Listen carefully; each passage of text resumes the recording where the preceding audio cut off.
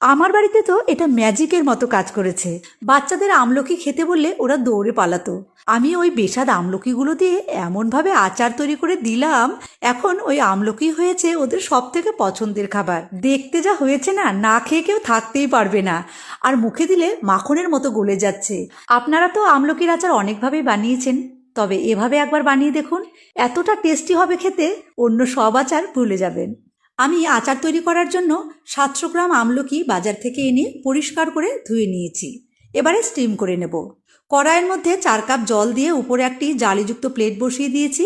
তারপর আমলকিগুলো প্লেটের উপরে সাজিয়ে একটি ঢাকনা দিয়ে ঢেকে দিয়েছিলাম। গ্যাসের ফ্লেমটা মিডিয়ামে রেখে মোটামুটি 20 মিনিট মতো স্টিম করে নিয়েছি। এবারে আমলকি ঠান্ডা হবার পর আমলকির মাঝখানে যে বীজ রয়েছে সেটা বাদ দিয়ে দিতে হবে।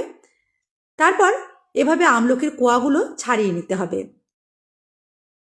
প্রত্যেকটা আমলকির ক্ষেত্রেই তাই একইভাবে করে নিতে হবে। মাঝখান থেকে বীজটা ফেলে দিয়ে কোয়াগুলোকে ছাড়িয়ে নেব।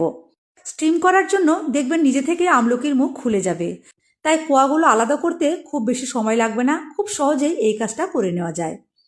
আচার তৈরির জন্য আমলকি আমি রেডি করে নিয়েছি। এবারে কড়াইয়ে দিয়ে দেবো সর্ষের তেল। এই আচারটা সর্ষের তেলে করলেই আমার মনে হয় বেশি ভালো লাগবে খেতে। তেল গরম হয়ে গেছে, এবারে এর মধ্যে ফোড়নে দেব কিছুটা গোটা মশলা। গোটা মশলা মানে 5 ফোড়ন দিয়েছি। 5 ফোড়নের সবগুলো উপকরণই দিলাম। আমি আলাদা আলাদা করে দিয়েছি, তবে মেশানো 5 ফোড়নটাও আপনারা এখানে দিতে পারবেন। এই ফোড়নের মধ্যেই 1 চামচ মতো দিয়ে দিলাম গোটা ধনে। এই ফ্লেভারটা আচারের টেস্ট অনেক গুণ বাড়িয়ে দেবে। আচার খাওয়ার সময় আপনি সেটা বুঝতে পারবেন। 4 চামচের হাফ চামচ দিয়ে দিলাম হিং। এবারে গ্যাসের ফ্লেমটা লোতে রেখে একদম হালকা আঁচে নাড়াচাড়া করে ফোড়ন কিছুক্ষণের জন্য ভেজে নেব, তবে একদমই কড়া করে ভাজবো না।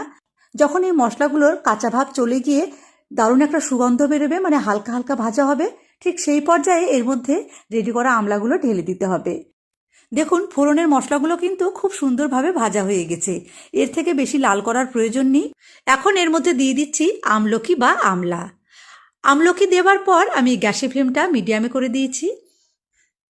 ভালো করে তেলের মধ্যে আমলা মোটামুটি মিনিট খানেক নাড়াচাড়া করে মিশিয়ে নিলাম। এবারে এর মধ্যে কিছু গুঁড়ো মশলা দিচ্ছি।